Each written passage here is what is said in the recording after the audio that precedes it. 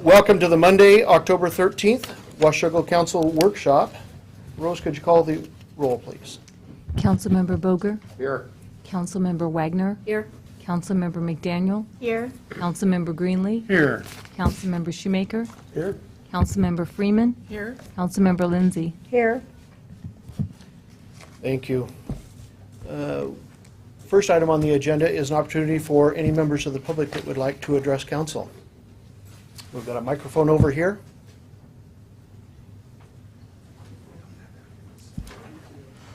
Good evening. Good evening. Thank you all for giving us an opportunity to speak. My name is Ryan Rittenhouse. I'm the conservation organizer with Friends of the Columbia Gorge. And I just wanted to say a few quick words on the draft resolution that's before you tonight on the oil train issue. I did have a chance to glance over it, and it looks really good and strong. And I just commend the staff for drafting of a great resolution, and hope you all pass most of what's in there. Thank you very much. Thanks, Ryan.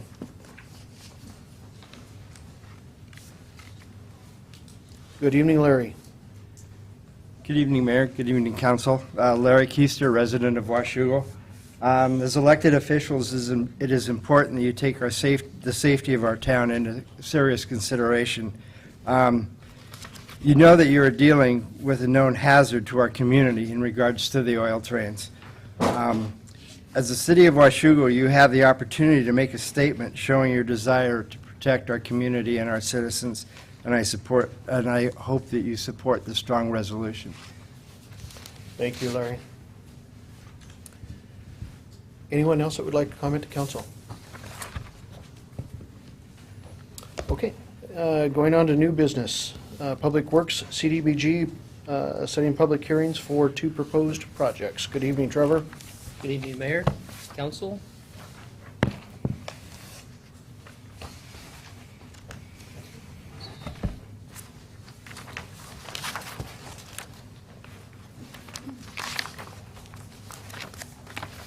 Just want to discuss briefly the Community Development Block Grant Program.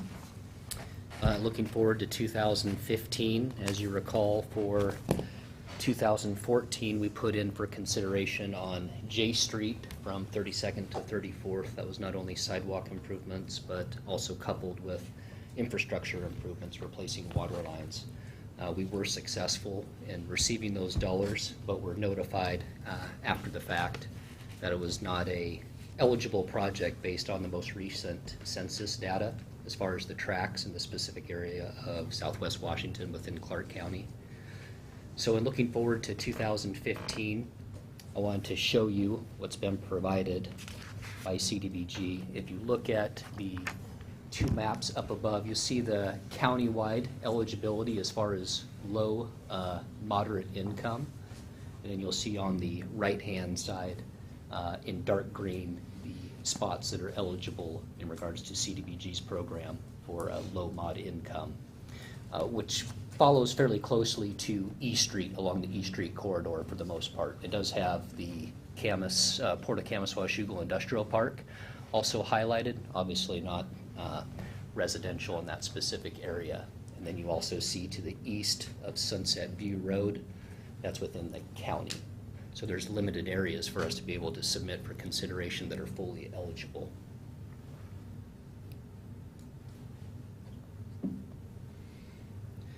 So looking forward to 2015, there's 2 specific projects to consider.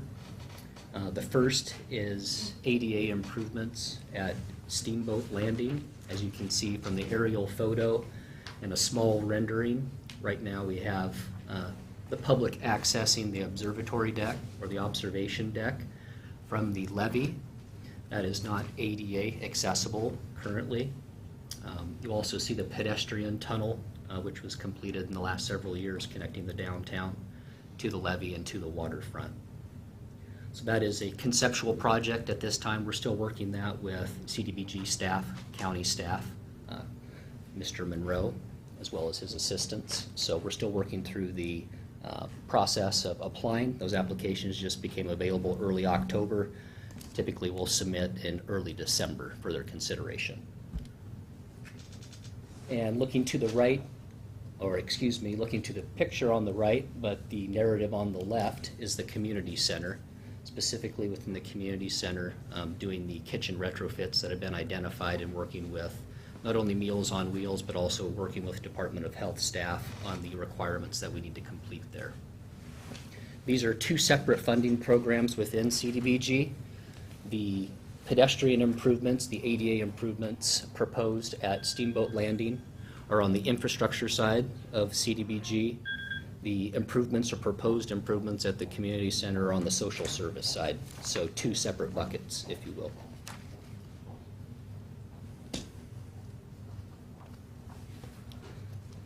So the information at the top, I'll just step back real quick. I know we've got a full agenda this evening.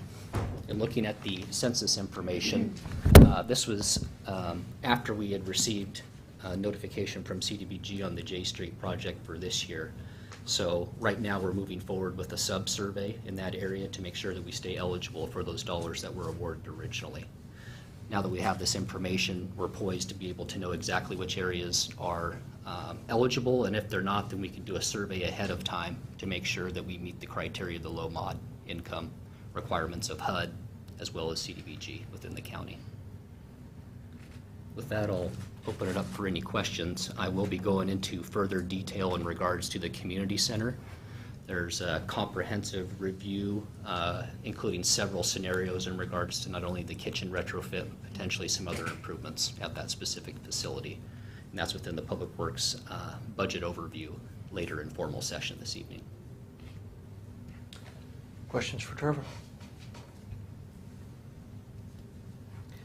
Any- Go ahead, Joyce. On the community center, is this separate from the grant that we're trying to get from the state? Or is this for the roof and all?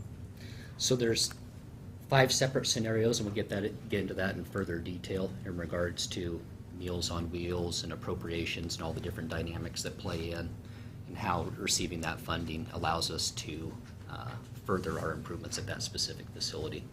So there's detailed scenarios that I'll have later in the Public Works budget overview presentation. Okay. So it does take that into consideration Does to it? answer your question. Yes, okay.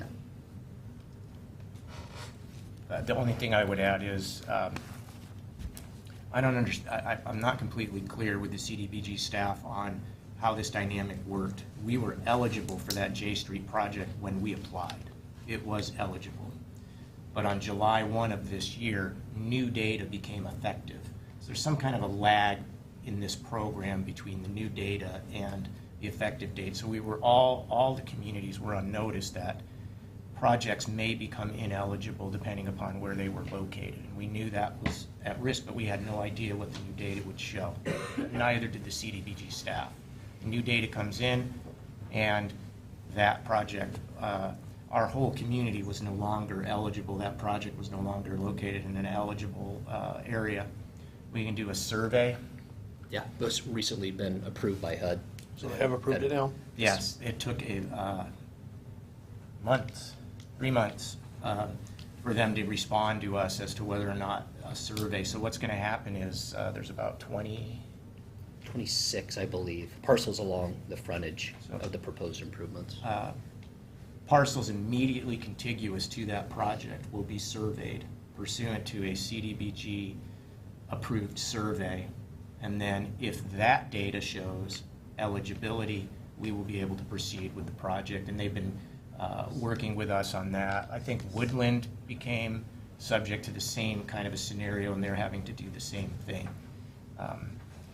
If that survey reveals non-eligibility, we'll turn that money back to the program, and we won't be able to use any CDBG money for that project. Moving forward, what this means is we have to be a little more deliberate with where we want to do some of our sidewalk improvement projects, which has been historically what we've done. On the infrastructure side with CDBG, we'll have to stay mostly south of E, or prior to applying, we could do a survey. So if we have a finite stretch that we want to do for a project, we can go and administer the survey and determine eligibility. And if it's eligible, then we would apply and demonstrate the eligibility with the results of the survey. There are communities that have to do that are doing that now. So it's going to change things up a little bit for us. And what it meant for this year is we're looking at an infrastructure project that serves our disabled constituents. Disabled and senior constituents are categorically eligible. There are no income thresholds. There's some question as to the eligibility of this steamboat project. But the CDBG staff is working with us right now. They don't want us to take it off.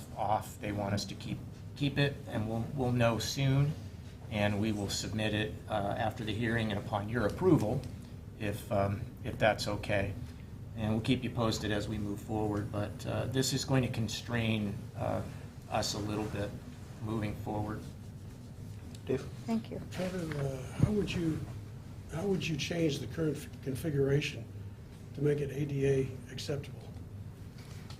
Citywide improvements as far as sidewalks, is that what you're We're referencing? talking about steam. No, the one going down to the river. So what's been conceptualized at this time,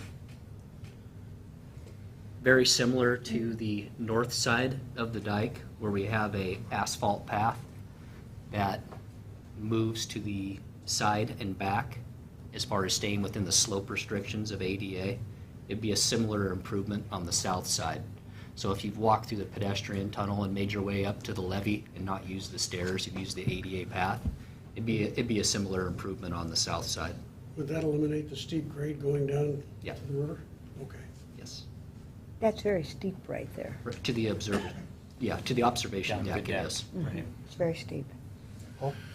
Just curious, they're using census data. Do you know how fine their mesh is? Is it census tract or census block? I don't know. We can send you an email. We have to ask Pete on the team over there how HUD does that. The maps show Shows it in tracks. census tracts. Yeah. Is that a paved path then, that zigzags down? Would it be, or is it gravel? It would be. Currently, Or what will it be? hard surface, most likely asphalt. In the current tunnel, is there stairs in that tunnel that you have to climb, or is there's both? Yeah. Okay. There's stairs and ADA asphalt path. And so specifically, the ask is to be able to set the public hearing for both of these proposed projects. CDBG requires 2 public hearings for public feedback and testimony. So that's what you'll see in your packet this evening for October 27th and November 3rd. Okay, Joe? Would you put the picture back up of Steamboat? I want to ask you to point out where the observation deck is. So if you look at the southern or the south portion of the photo, I don't have the fancy And- pointer like Mitch. Oh, he has I'll go fancy physically pointers. here and show. You can start. This is the observation deck right here. And that's not part of the section that floats Nope. station? No, it's hard structure. The floating deck and the 2 ramps on both the east and west Okay. that go with the tide. Thanks, George. The deck is a Thank you. hard structure, yeah. Good. Any other questions for Trevor? Thanks, Trevor. Okay, thanks. Dave, City Council Student Representative. Thank you, Mayor, Council. As you know, we are looking to have a student representative join you in an advisory ad hoc type capacity. And in your workshop packet is a draft resolution. I don't have it for the screen. It's in your packet. And what we propose is to add a section in your rules, Section 10 to your rules called Council Student Representative, and then it just simply says that there'll be established a student representative position, that it's advisory, appointed by the district, and that it will follow guidelines pursuant to what you would adopt. So there would be a resolution at your next meeting to amend your rules to do that. And then the next page in your packet after the draft resolution. Our draft guidelines, they basically are informational for a student, but they inform the city and the student and the district about how it will work.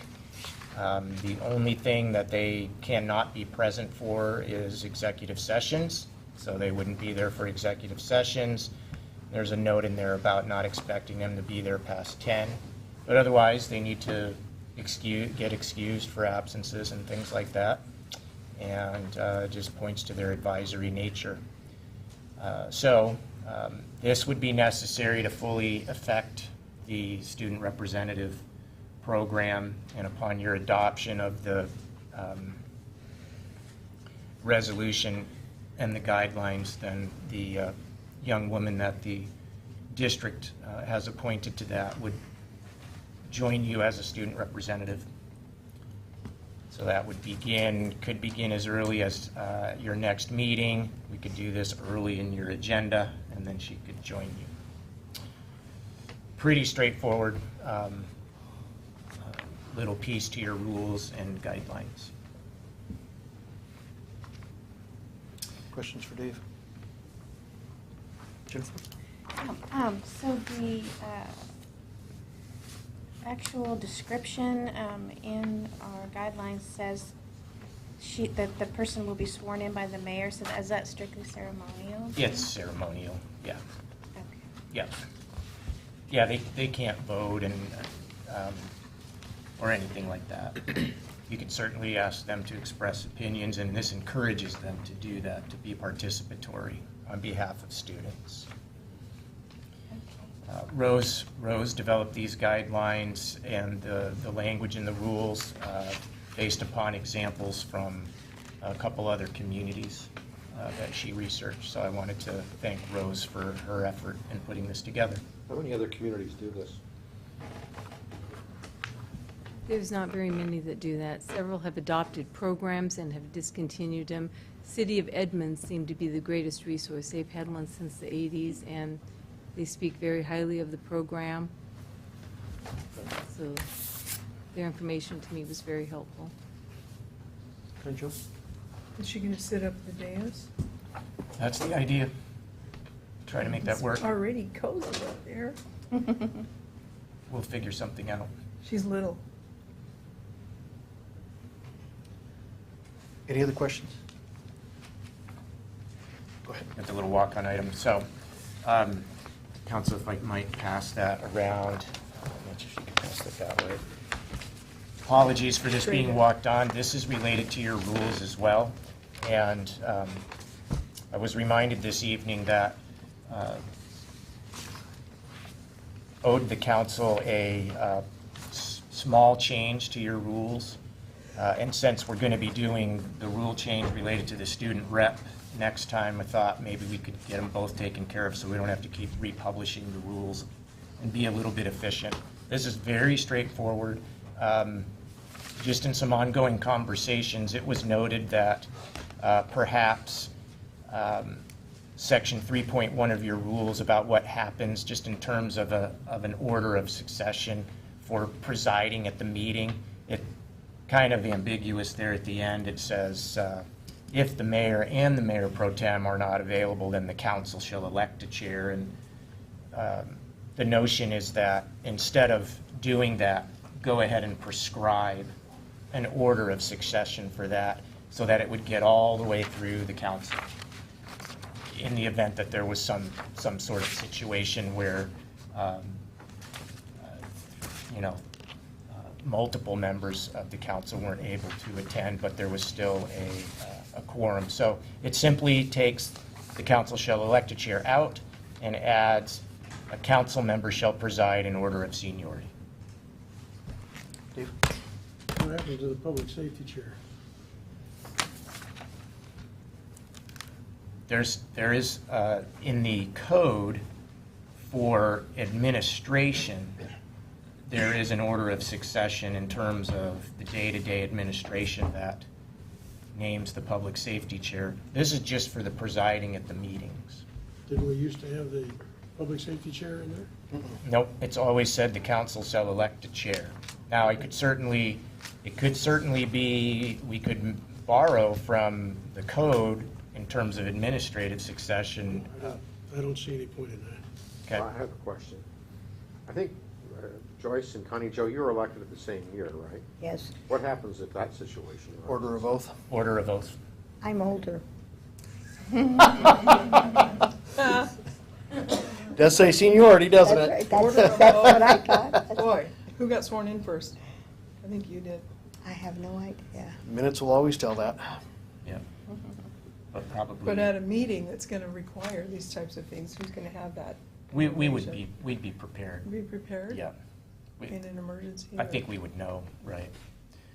Worst case scenario, we could figure it out in about 5 or 10 minutes. I'll arm wrestle her. Okay. It's possible that we will need to do this with 2 separate resolutions, that Don will advise us that we can't combine subjects on a resolution, and so we'll have a resolution for the student representative next week for action, and a resolution that will cover this change. That'll be very straightforward. It'll just say that the council wanted to clarify succession for presiding at meetings. So, anyway, thank you for your indulgence on walking this out. Any questions for Dave on that one? Just one. You sure you don't want to put the student rep in there? In the last succession? Yes. Okay, Mitch, oil trains.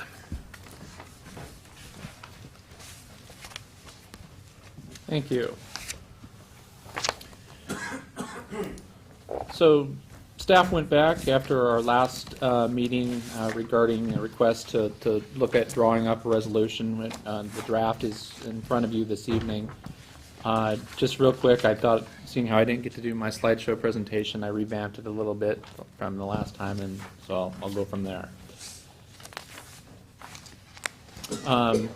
Pointing out what we've done so far, you as a council passed resolution 1048 that was specifically related to the coal trains at that time. We as a city are parties of record and commenter on the Imperium project in Hoquiam, the Westway project in Hoquiam, the Millennium Bulk project in Longview, the Gateway Pacific project in Whatcom County, and Tesoro Savage. In looking at resolutions and what other municipalities have done, they have asked that the United States Department of Transportation adopt regulations to increase safety standards for rail cars, asked that potential impacts be studied and mitigated, asked Governor Inslee to decline permits for crude oil and crude by rail oil terminal projects, as well as to halt the shipment of crude through the state until it can be proved safe. So what does the resolution that is in front of you look at doing? It urges Governor Inslee and the DOE and FSEC to decline permit crude by rail oil terminal projects, and specifically the Tesoro Savage project. It calls on agencies, municipalities to deny all permits for new facilities that will result in increase in transportation of Bakken crude oil. Urges the governor to halt existing movement of crude oil by rail until it can be shown to be safe. It urges Congress, the state legislature, and others to adopt legislation and regulations requiring disclosure of volumes, types, derivatives, transport routes, and the frequency of duration of transfers of petroleum. It does go on. It urges U.S. Department of Transportation to promptly adopt regulations to increase safety standards for tank car design, operation regulations, and phase out the older model tank cars. Urges the federal government to follow through on proposed rules requiring Bakken oil trains to avoid populated areas and have them be regulated the same as other toxic or explosive materials. Calls on the federal officials to support and assist local governments in appropriate enhanced emergency response planning and capacity for rail tank cars with flammable liquids. I'll come back to that one real quick. But also it ends with Washougal wants a sustained accident-free record pertaining before approval of any project involving oil by rail. In terms of the emergency response planning, the American Association of Railroads has sponsored and brought some of the first responders to training. And Kevin Bergstrom with Camas Washougal Fire is one of those. There was, in fact, 3, I believe, that went to the training in Colorado. And he is here if you have any questions at all related to that training or any input that you would think that Kevin could enlighten us on in terms of dealing with spills or an accident of that nature. So that's it. Any questions regarding the resolution? You can probably tell from, I started with Vancouver, obviously, melded some of the things that I heard from council, as well as other resolutions that I felt were at least getting at the essence of what it was that council was looking at. So sorry. Are you done? One more thing. I was going to say that if you you did want to have a hearing on this item, that is, I just get direction from you on that. We could have that scheduled for the either the October 27th night or the November 3rd. November 3rd, yes, November 3rd night. Or you can just continue to take public testimony as you have and take action from that point. Thank you. Before any discussions start on this, I need to recuse myself from this issue. I have a conflict. My husband's company is owned by Berkshire Hathaway, and Berkshire Hathaway also owns BNSF. So I will not be weighing in or discussing this resolution in any way, shape, or form. And I will ask the council and the administration if it's even appropriate for me to even be here when discussions are happening.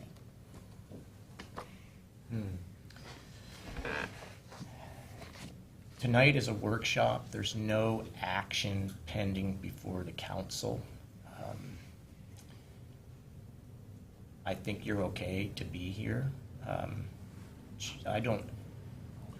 We are not, the council even would not be taking an action that would directly benefit the company, the Berkshire Hathaway. No matter if you didn't pass this resolution, there's no direct action that has a fiduciary impact. I don't know that there is an actual conflict. Why don't of we interest. get an opinion from... We could get an opinion, yeah. From Don. We'd have to ask Don. My gut is it's at your discretion and it wouldn't be a direct conflict, but we will have to get that corroborated by Don.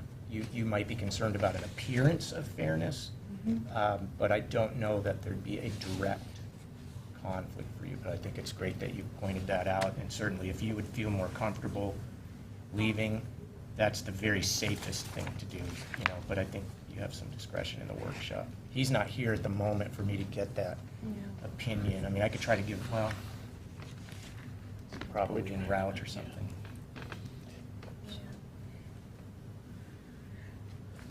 Well, I would question whether there's an actual conflict either.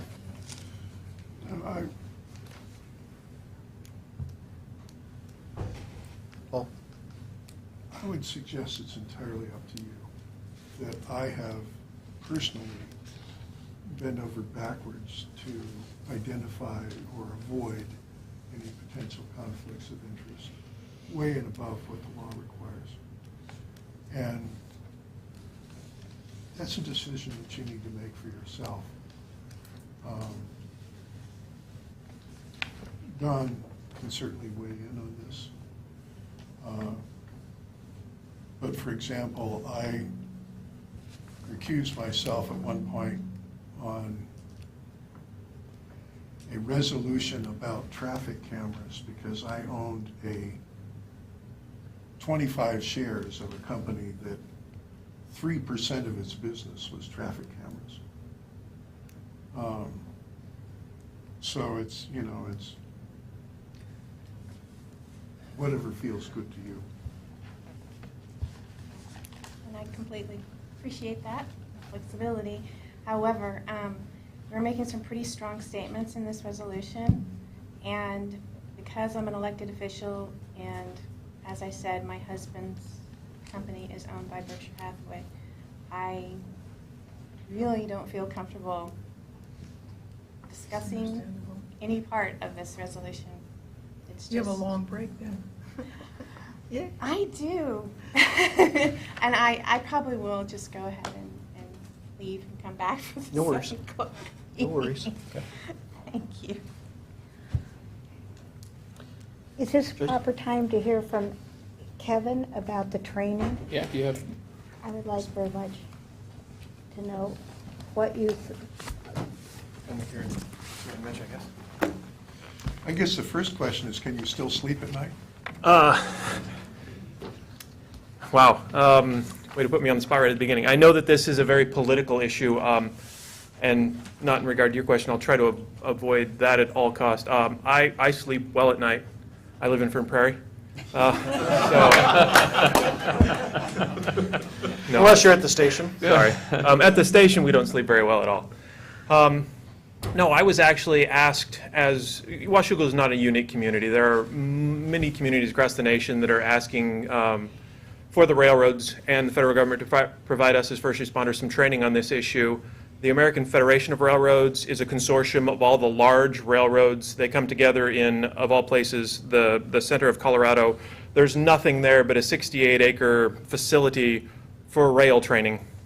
And it is an amazing facility where they have multiple rail car derailments, explosive devices that they can repeat, different trainings, different technical rescue trainings, different hazmat trainings that they can set up and repeat over and over and over again.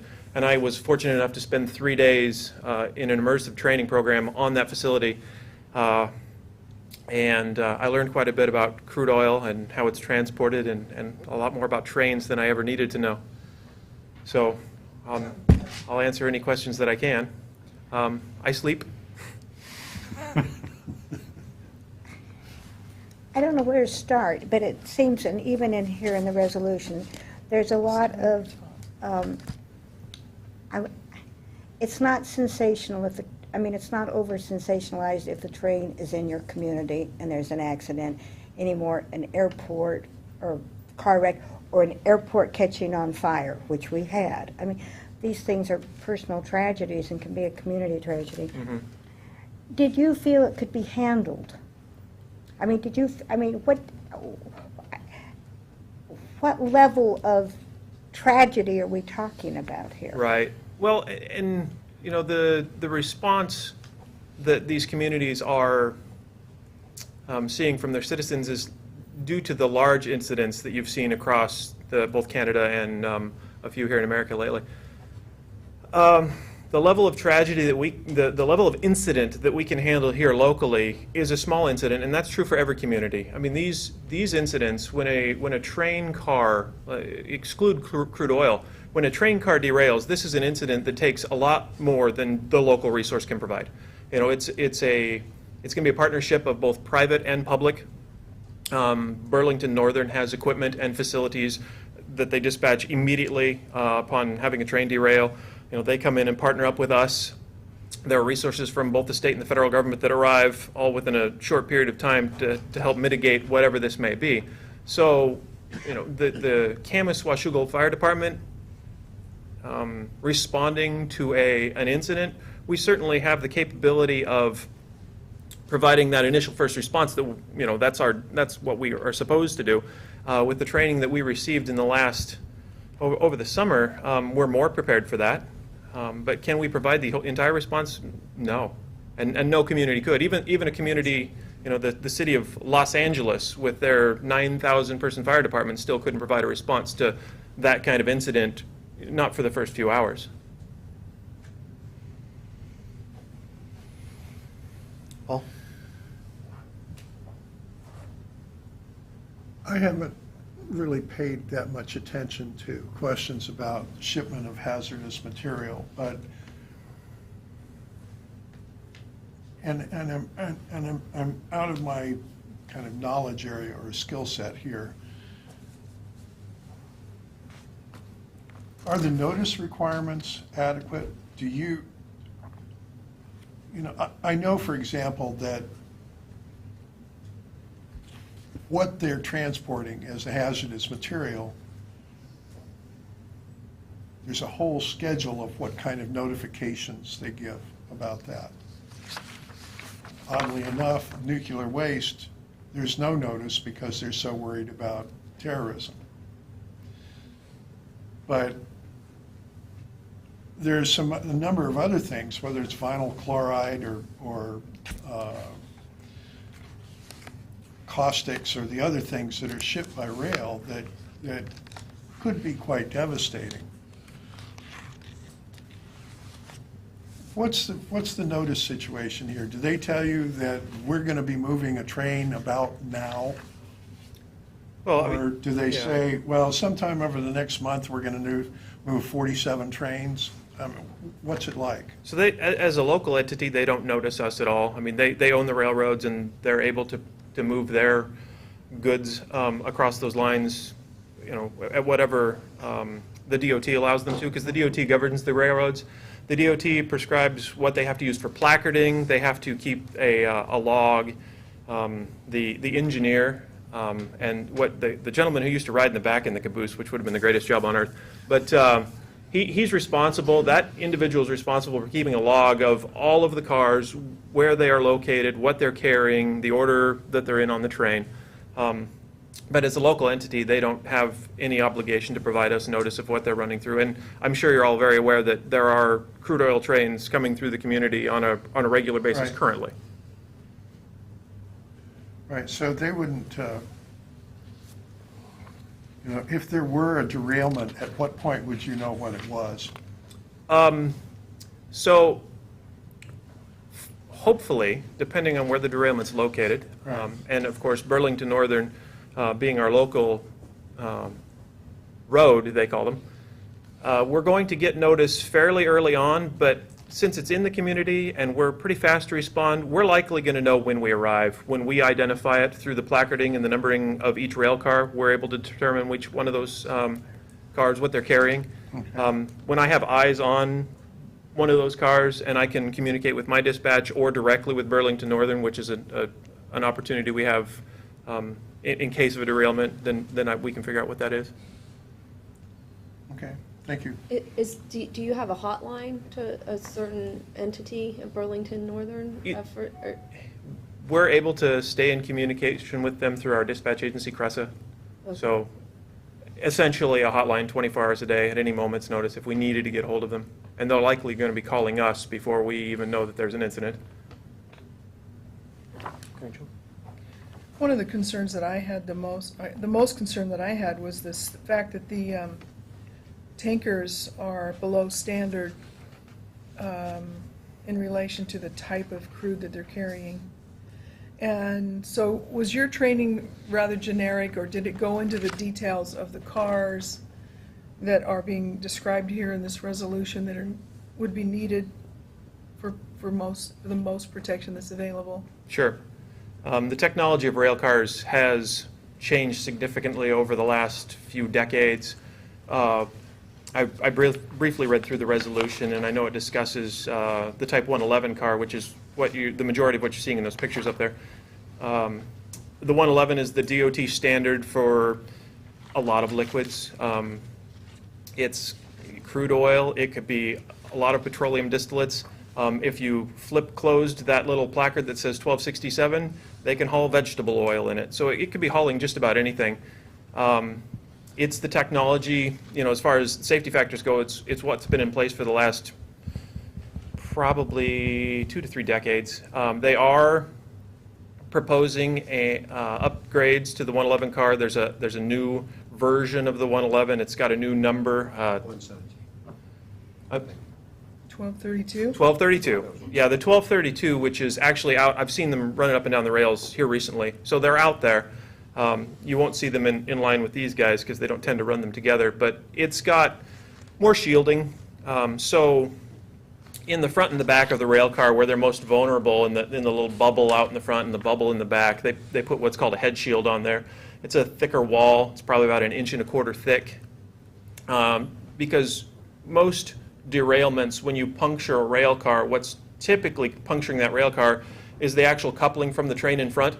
when they break free and then puncture the car behind, or break free and puncture the car in front. They've addressed that in two fashions. Those couplings now are made so that they can't no longer break. They used to be able to slide freely up and down so that the trains could come apart more easily. They've pinned them together now so that they don't come up and down, and they've shielded the cars. So that kind of incident is very unlikely.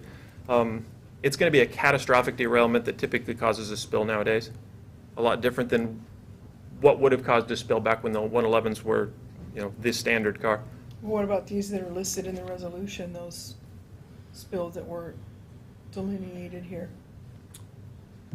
We did case studies on, I don't know if we looked at all of those spills. Of course, there's one in Canada that most folks talk about, and when I was in the class, actually, that case was still under review.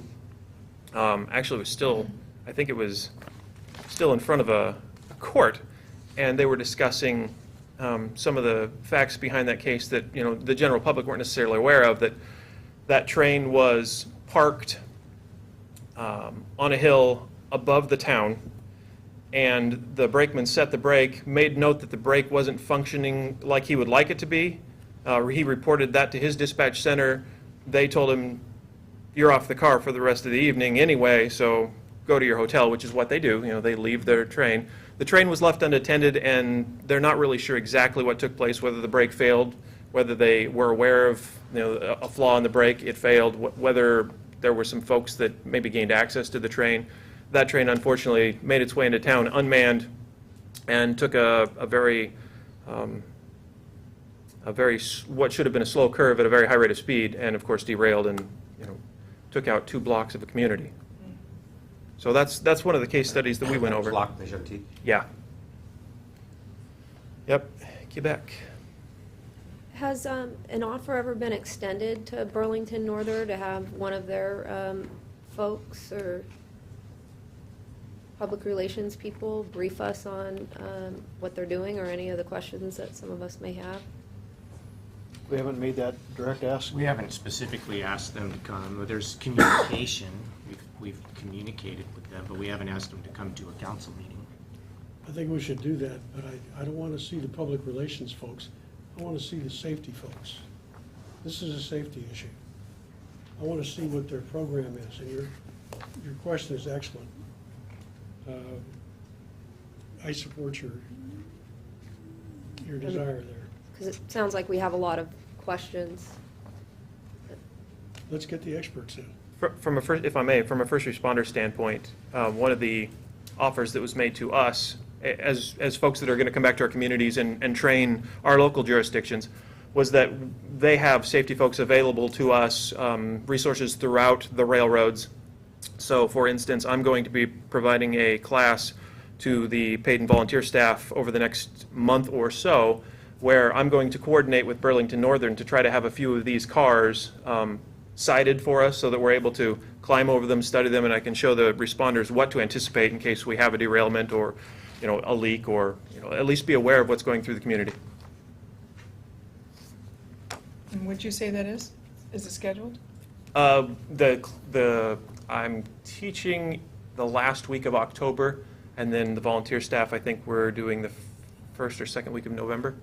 And you say someone from their department, from Burlington Northern, will be coming to that? Well, the only thing I've asked of them at this point is to provide me some rail cars. Oh, So okay. that's what I'm trying to coordinate right now. The logistics of that are challenging. I'm sure. Have we ever had a derailment of any kind in Washougal? Mm-hmm. We have? Early 80s, right at 32nd Street. What happened? Couldn't tell you what the specifics were. I'd just gone up to college.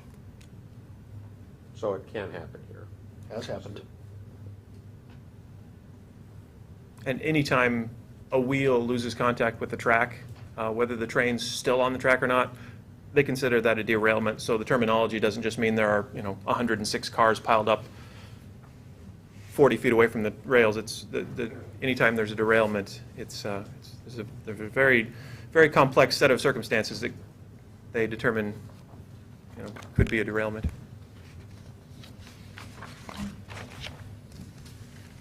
Other questions? Questions for Mitch on the resolution itself or the portions of the resolution? I have a comment, excuse me. Go ahead, Joyce. I think it's too long and sensational. I think safety is an issue here.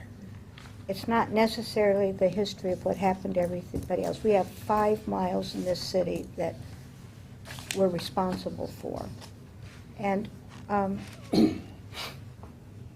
I would just like to see it tighter. I'd like to see it tighter, and not, I think it's redundant. And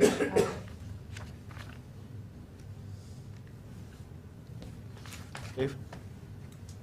I'd like to support my colleague because this resolution doesn't do it for me. And Mitch, I apologize for not getting to you earlier on this.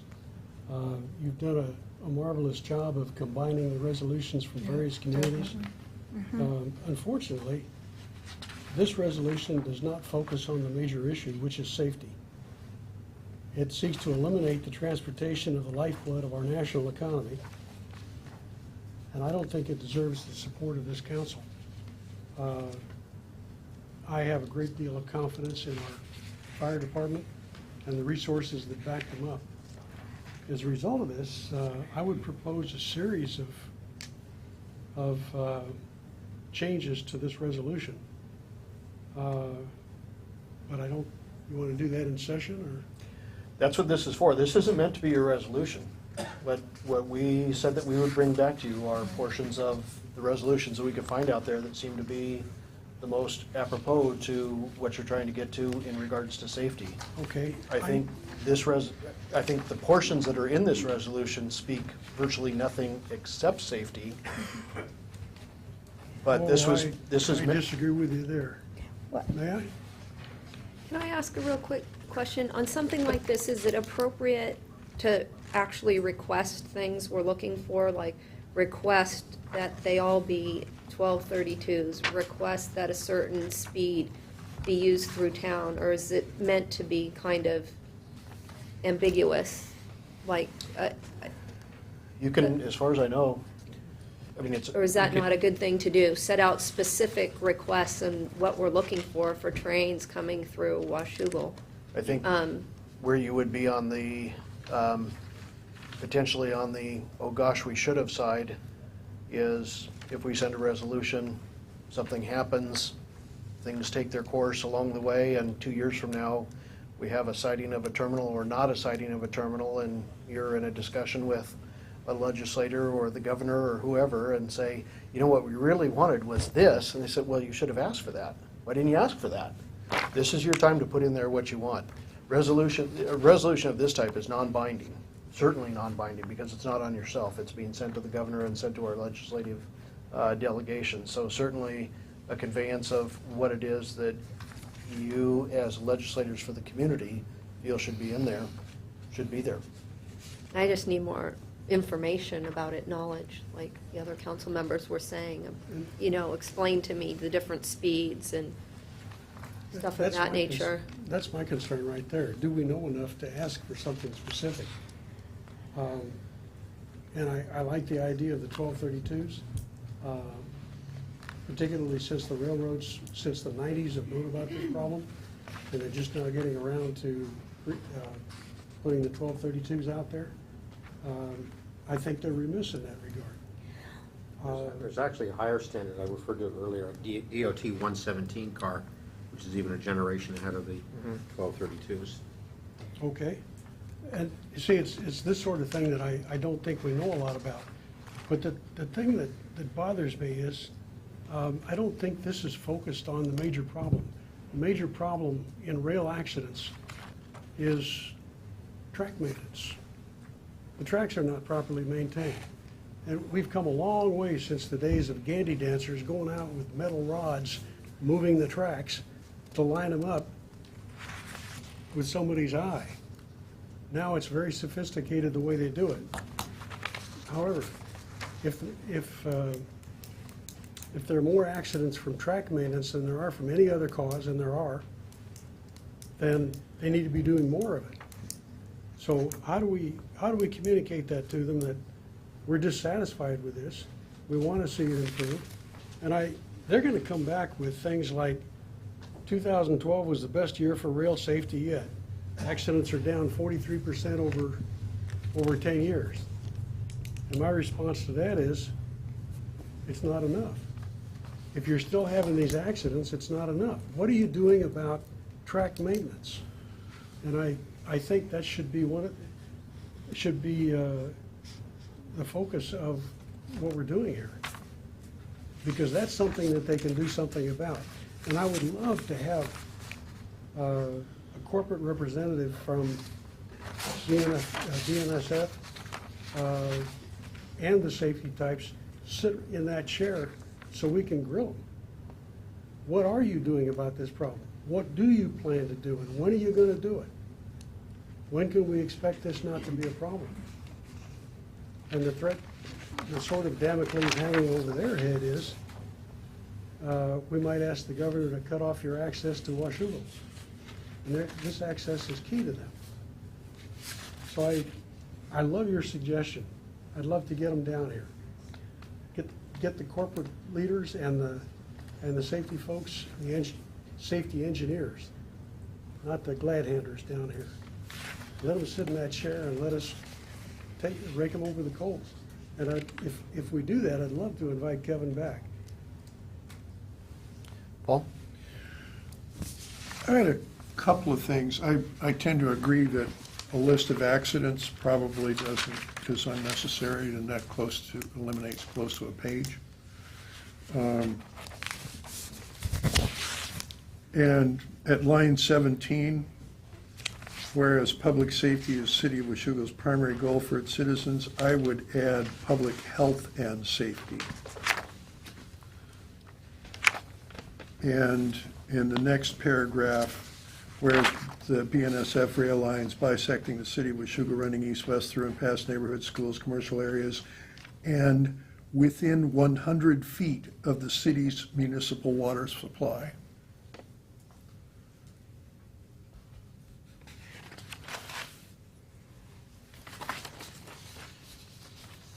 On the issue of, I would hate to see us get into a situation of saying, we want this particular rail car. That's way beyond our level of expertise.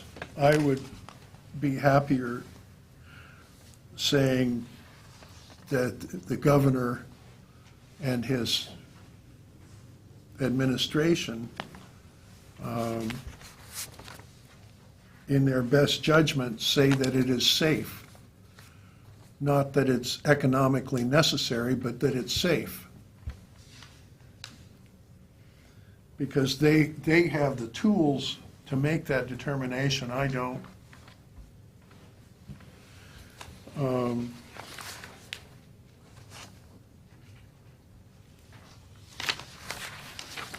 I think those are most of the things that leaped out at me. I do agree and it's too long, but I also understand that the way that you build something like this is you start with everything and then you prune.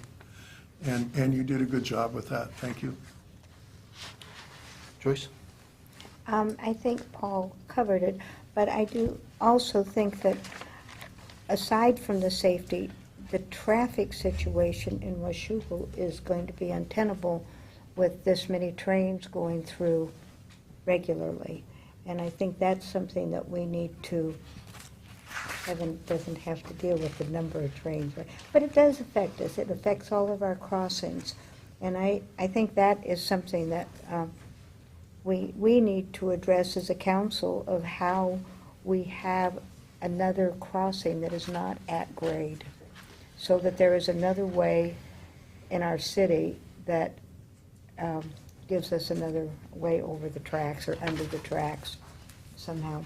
I was just in Denver, and they've done a very sophisticated transportation system there for the trains and the city transportation.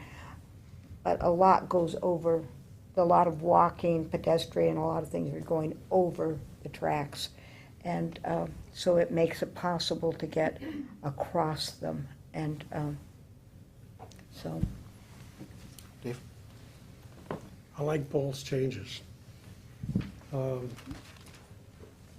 If I were going to recommend changes, is this the appropriate time to do that? Mm-hmm. Up here on the fourth line where it says urging the EFSC, You're on the first page? yes, page 1, it's in line 5, towards the end there. Mm-hmm. I would take out everything from urging all the way down to line 7, at the end of the line there where it says and. So it would read,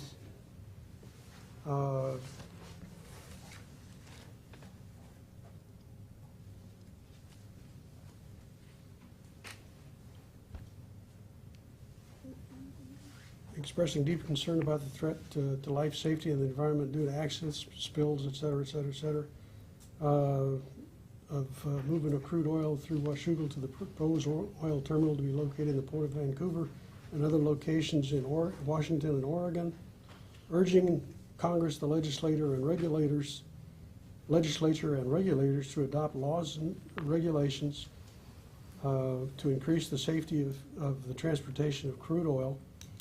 I would add a comma there and say particularly with regard to track maintenance, which contributes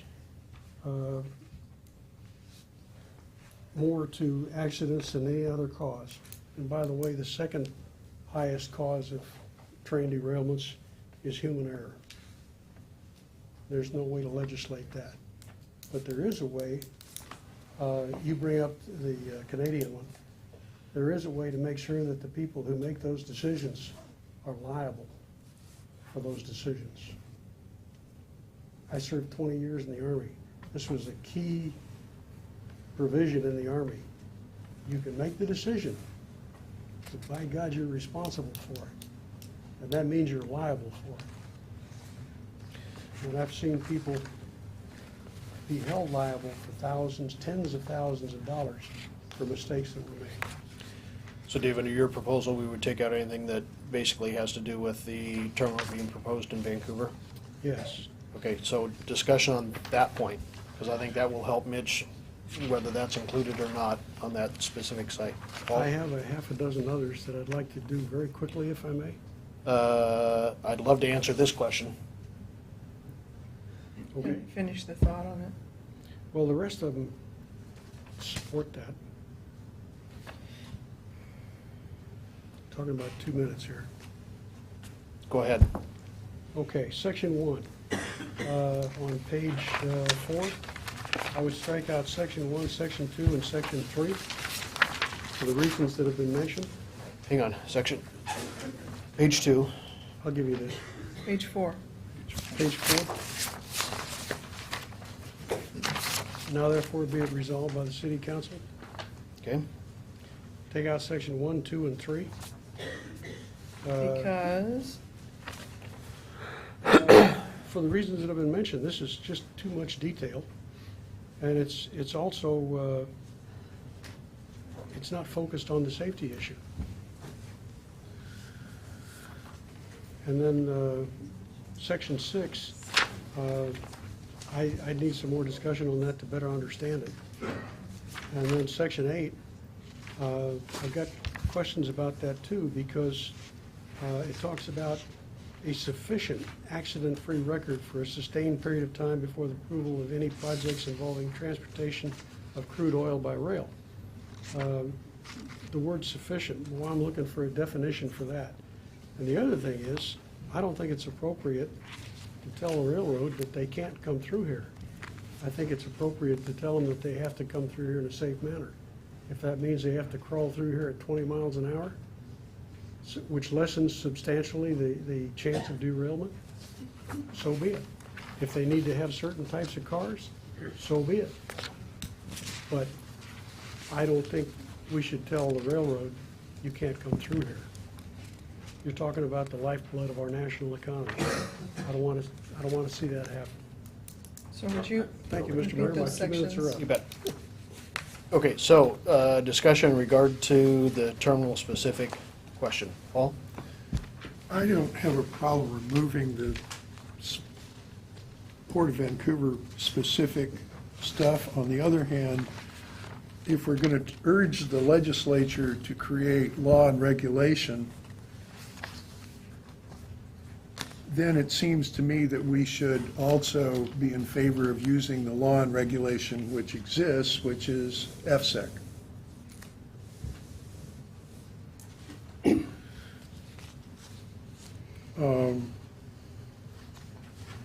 I also, I'll come back to it, but just very briefly, I also agree with Joyce that traffic, closing, if you go down to 20 miles an hour, you've made the traffic problem worse. So. Which would you rather have, the traffic problem or the safety problem? Well, but the immediate question is, I don't have a problem removing the references to the Port of Vancouver project, but leaving in all of the references to transportation of crude oil, of Bakken crude oil through Clark County. So I'm confused, Paul. I'm sorry? If we take the Tesoro project out, that means we're not going to be involved in the FSEC process. Oh, it does? Okay, all right. Well, I think we need to be involved in the FSEC process. Because the FSEC process, that's what it's about. Okay, all right. Well, I think we need to leave it in then. Where's the definition of FSEC? I don't see it here on this document. Energy facility on 13, line 13 of the first page. Oh, down there, okay. Thank you. Here it is.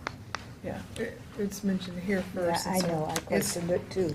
Jeez, Thinking the same thing you were. it's so hard to keep track of. Any other thoughts by council members in regards to the Vancouver project? Okay, let's get that settled if we can.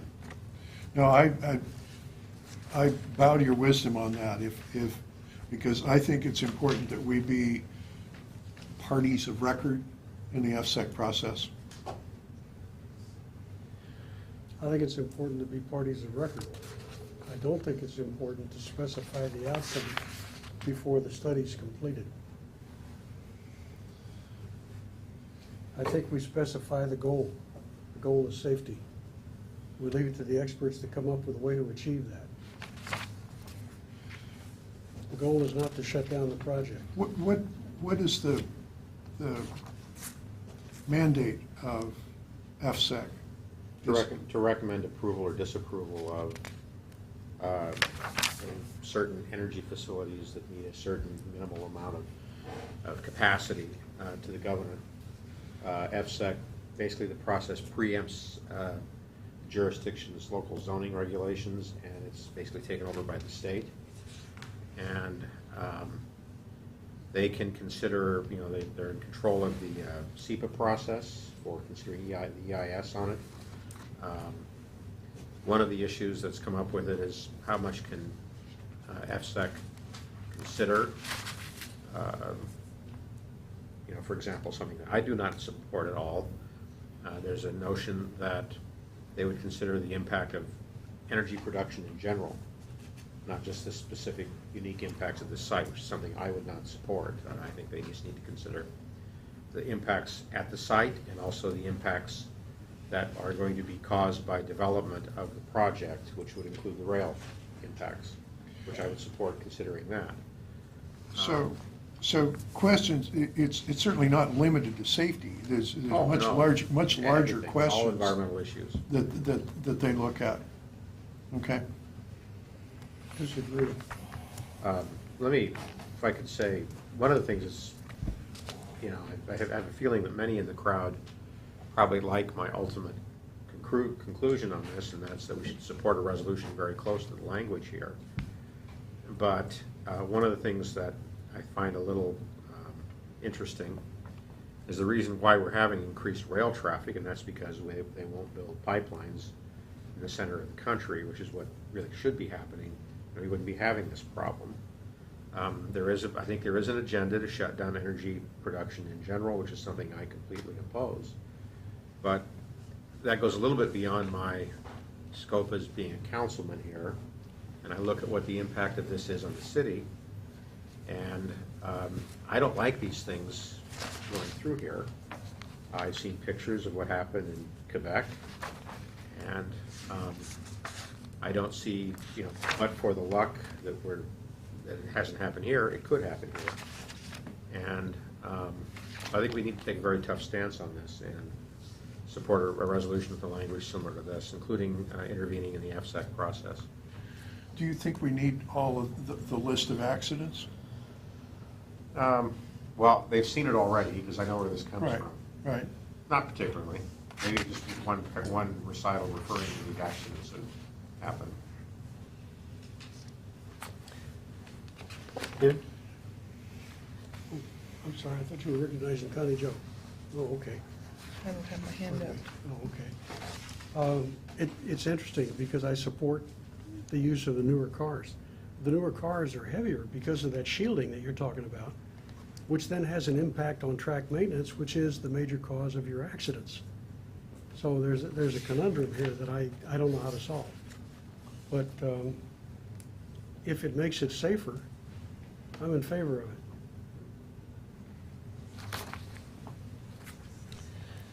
Other discussions from council members in regards to leave Vancouver in, take Vancouver out?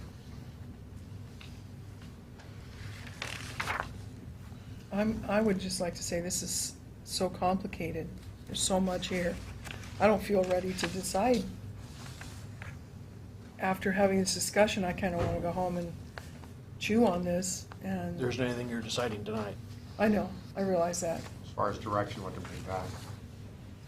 And plus, if BSNF really is willing to come here, we need to hear from them before we make any final resolution. So this is really premature, I think. Michelle? To spend a lot of time here tonight on it is premature. I think we're gonna end up rethinking everything once they come to visit.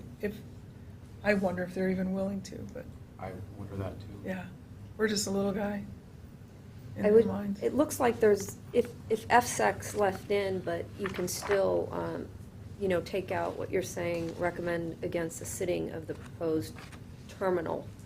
It sounds like it would be easy to come to an agreement on that.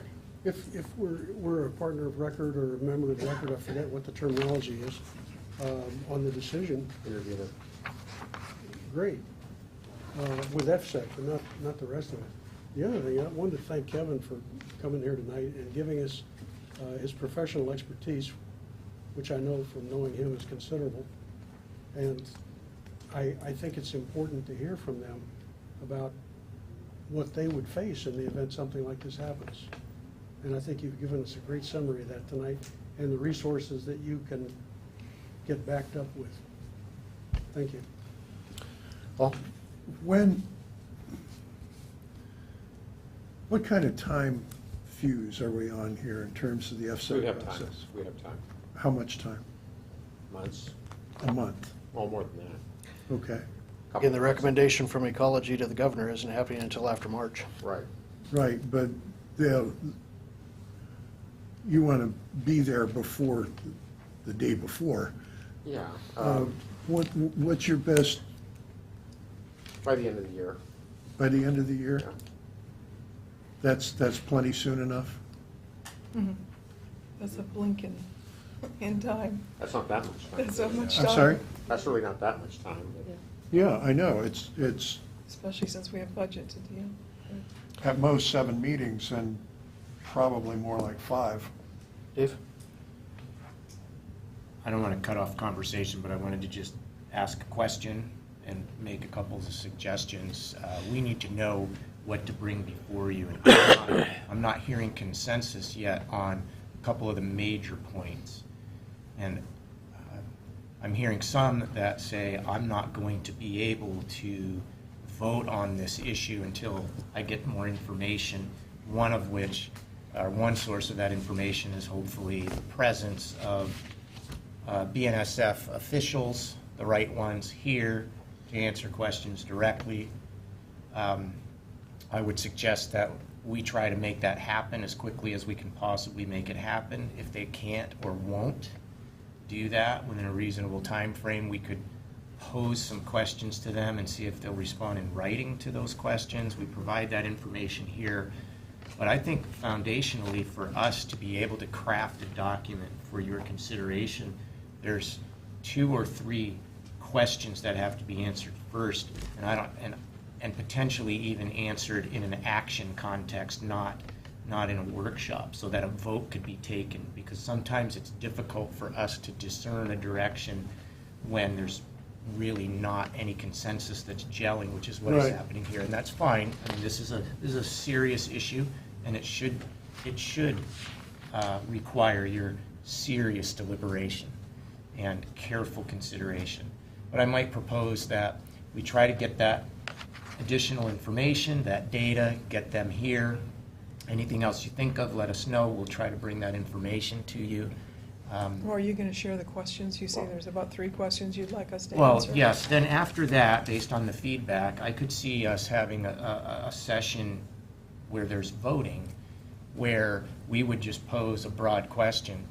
Does the council want to oppose the Tesoro Savage project or any other oil terminal that brings trains through town, yes or no kind of period?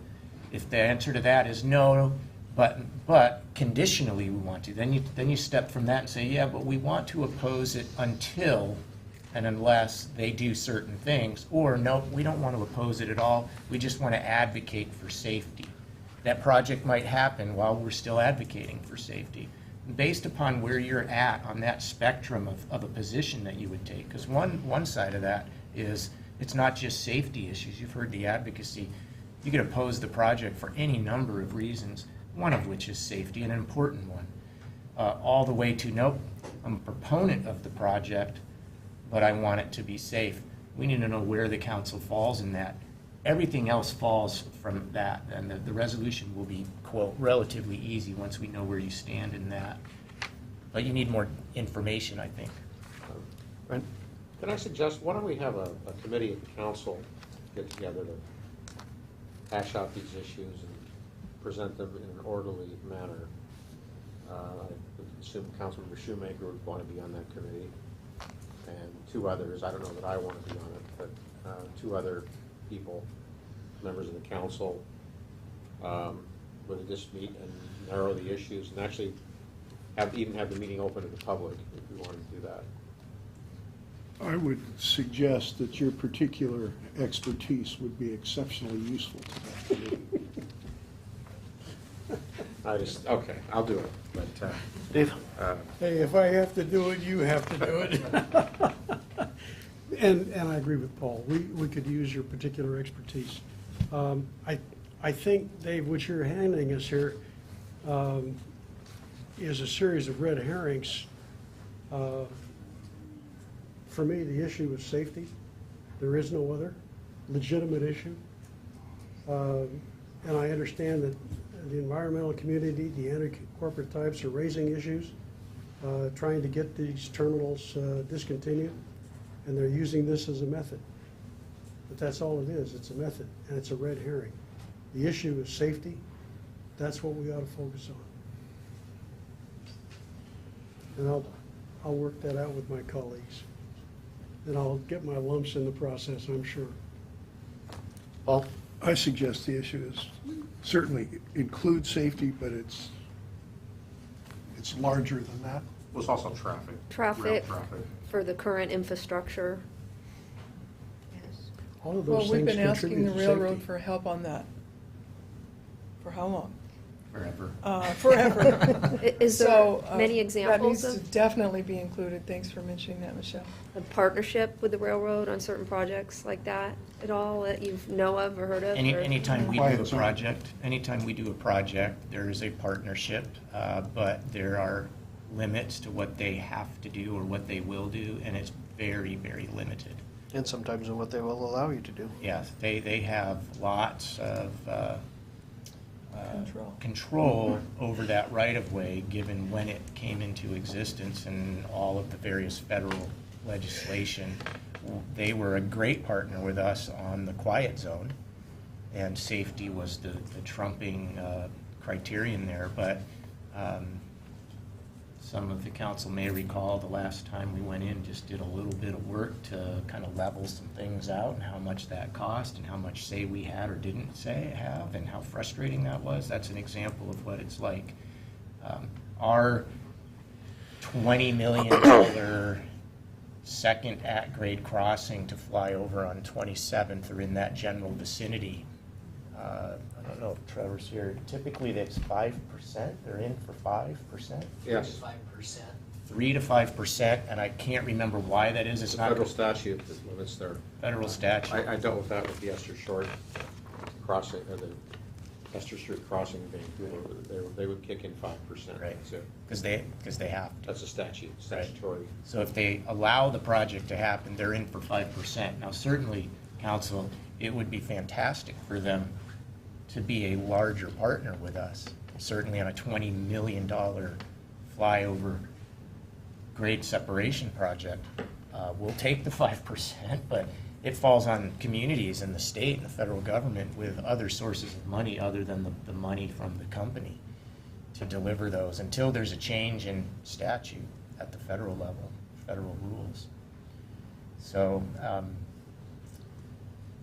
we were, as a staff, we're happy to work with a committee to try to shepherd sort of that decision-making process that I was trying to describe in my comments. That'd certainly be one way to do it, and we'd be happy to work with a committee if that's the wish of the council. So, do you want to take it up during regular session where you can actually appoint a committee? Sure. See if I can get out of it by then. Okay, any other questions, any other concerns, any other thoughts in regards to the resolution itself? One of the things that concerns me, frankly, is the crowding out by unit trains of coal and oil, the economic vitality of the state of Washington, whether it is dryland wheat or apples. That moves by rail and is exported to Asia in huge quantity. And it's very price sensitive.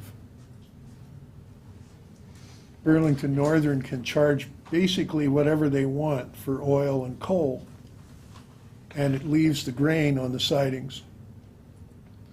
That's been more of a problem in the Midwest than it has here, but it is a problem here. And so that's certainly one thing I would like to see us address also, is that the economic issues for the state of Washington that are unique to the state of Washington. I don't believe that we owe the state of Wyoming anything in that regard.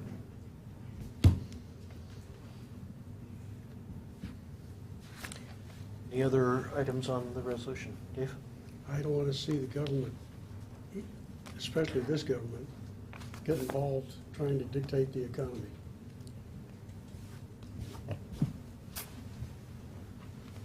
Thank you. Mitch, I think we're good for the moment. I've got a couple of things I'd like to put on the agenda for future workshops. Okay. So for the moment, hold still on this whole thing. I'm not going to move. Okay. Thank you, Kevin. Thanks.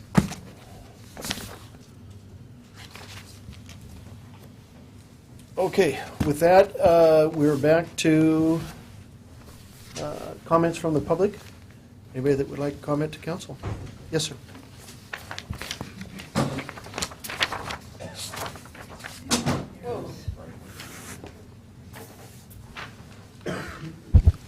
Regarding the CPC 1232 train cars, Could we get your name and address, please?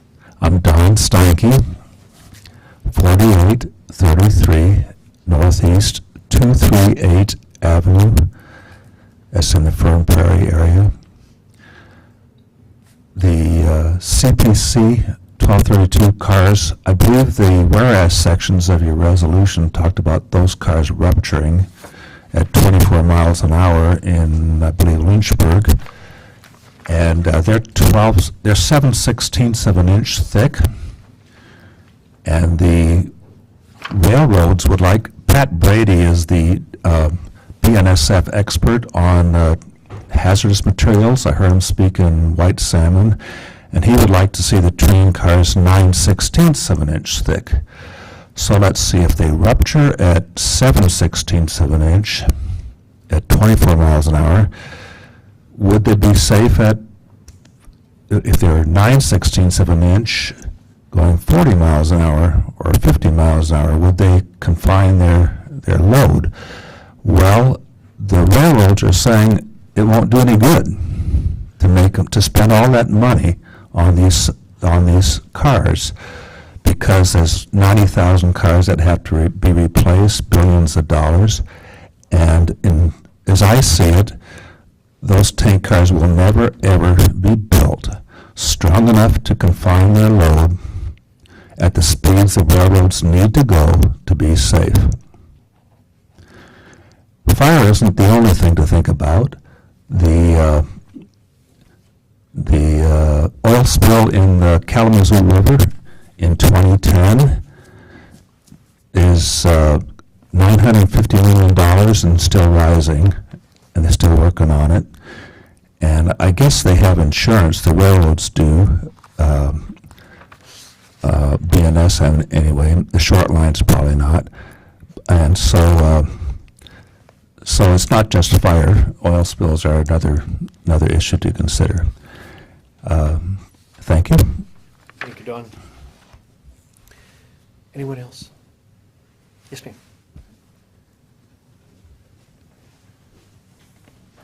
Good evening. Hi, my name's Nina Thrun. I live at 612 Northeast Oak Street, and it isn't Camas, but we're neighbours. So I think we have pretty much the same issues. And we just built a new house about 1.5 miles from the train tracks, just up the hill. And with the traffic currently, we experience a lot of noise.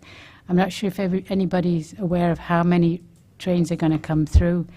I actually forget the number. I think it's going to increase enormously anyway. And that is a factor for all of us. We're affected greatly psychologically by noise, and it's going to affect all our property values for all the communities that are next to the tracks. So that's just one point about the noise. The second point, I would just like to raise an open-ended question. There were mention of the economy. What is the benefit to our economy of having all these trains coming through? I don't see it personally, but I haven't looked into that issue.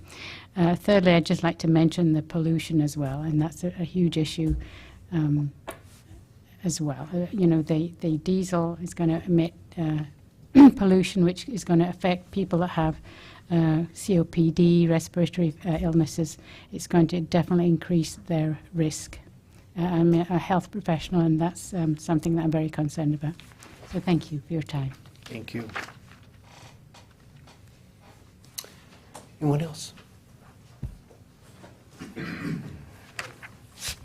Once again, my name is Ryan Rittenhouse. I work for Friends of the Columbia Gorge. Just wanted to reiterate what Mr. Stenke said about the safety emphasis. As he said, these cars did derail and explode in Lynchburg, Virginia, the 1232 supposedly safer cars. We agree that these trains are probably not safe at any speed, that the only way to truly protect your community is to not have them rolling through your community.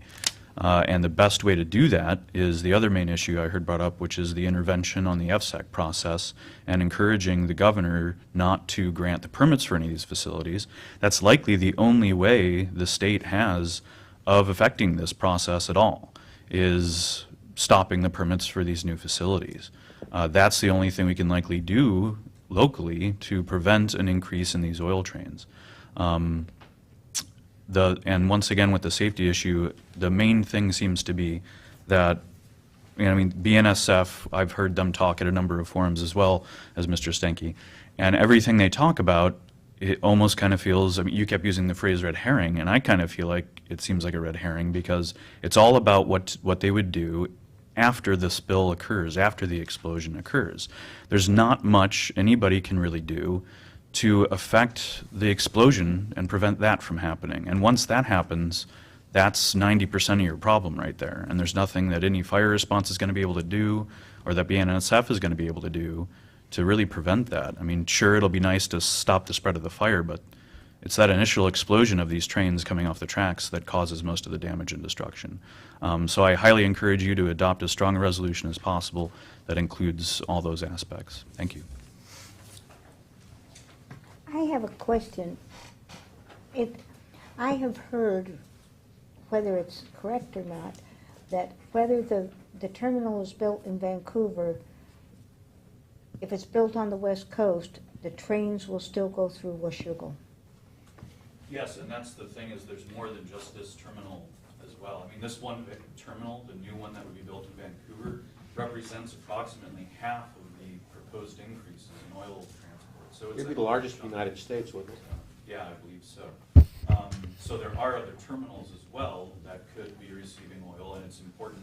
And that's why I think it would be all right to kind of make your statement a little more general. You might not even have to, I mean, I support intervening in the FSAC process specifically for Tesoro, but encouraging the governor to do whatever he can to prevent an increase in oil shipment throughout the state to these new terminal proposals is a good idea, I think, because those can be stopped, and that's the only way to limit the traffic coming through the Columbia River Gorge in these communities, is to not grow the terminal capacity. The trains that are going through Washougal, the oil trains, they're still going to Bellingham and Tacoma? The current ones, the Uh-huh. ones that are rolling through now, Yeah. most of them are going up north. Yeah. So they're going north. They're coming through here and going They come north. here and then they go up along the coast. That won't change whatever happens in Vancouver. No, yeah, I'm only talking about the increase in Yes, the okay. oil transport. Yeah, thank you. We have to do whatever we can with what we have already. But the main issue is this massive increase. Oh, and to answer your question, it's about 30 trains a day more at a minimum on top of what we've already got rolling through if all these terminals proposals go. Thank you. Anyone else from the public? Okay. I've got nothing, David. You got a couple of items for future meetings. Yes, please. The charter coming up for vote. I'd like to get a resolution on the, by the council recommending a no vote. That would follow 3 successive no votes that we've had in the last, 15, 20 years? The last one was in 2002. This is something that's good for politicians, and it's crafted by politicians. Everybody that supported it, of the 15 people, 12 of them voted for it. They're all either politicians or former politicians or aspiring politicians. There's nothing in there for the people. It's all for the politicians. I'd like to get a debate on that, and I'd like to get a resolution. The second thing is,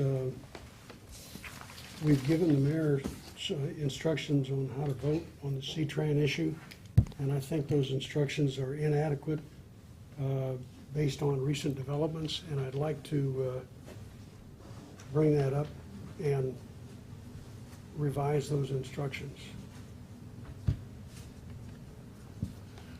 The goal being to do what's best for the city of Washougal.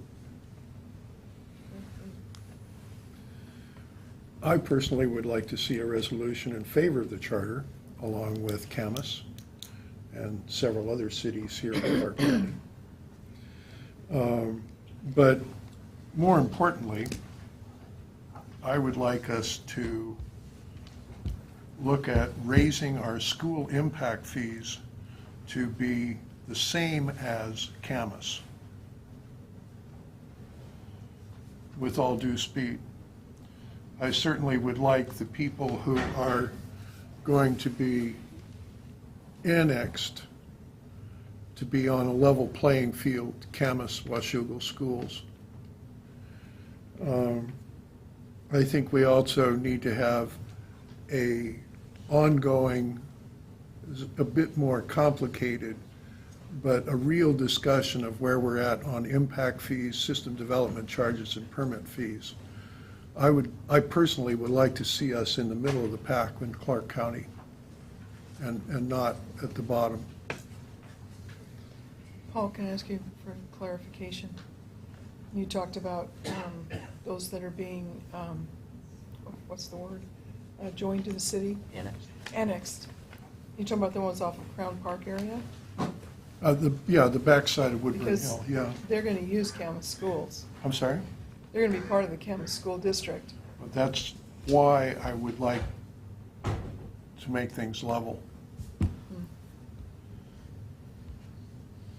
I think that would make a lively discussion, Mr. Mayor. I'm not sure, What? I'm not sure what you're asking for. Right now, you look at them separately. Camas comes to you for those that are in the Camas School District, but inside the city of Washougal. Right. And the Washougal School District comes to us for those that are inside Washougal, that are inside the Washougal School District. I asked Don English if it was necessary for us to wait for the school district to come to us, and he said, no, it's not, that we can do that on our own hook. Well, the other thing I'm trying to remember, at the last time they came to us last year, didn't we raise them to what the school district was asking for? The last time that they came for Washougal was actually lowered. It went down. They asked us They asked us to lower, yeah. Right. So you're asking to do something opposite from what the school district's formula is telling us that they should be? I'm not understanding the logic Well- of what you're asking for. I don't think we really want to get into a discussion about the formula, but suffice it to say that the reason that you can make the formula say whatever you want it to say, because in general, there are not enough building permits. There were not, last time, enough building permits to make the model work, which means that you can go anywhere else in Clark County to get enough building permits, which means that you have complete control over whatever number you want to present. Okay, so let's put it on for a workshop, because I still have no idea what he said. It might be good to have the school district participate. Yes. I think. Well, they would have to. Yes. We're out of time, but real fast, I don't think we should take a position on the charter. So, that's my opinion. Let's, It's not a city issue. I'll bring that up for however brief or however long it may be in the formal meeting. You actually only have a couple of meetings between now and when the actual ballots would be counted as it is, so. That's right. There's only 2 meetings. Okay, with that, we are adjourned until 7 o'clock. We'll be back here, well, this meeting is adjourned, and we'll be back for 7 o'clock for regular session. You're talking about the- You have got a lot of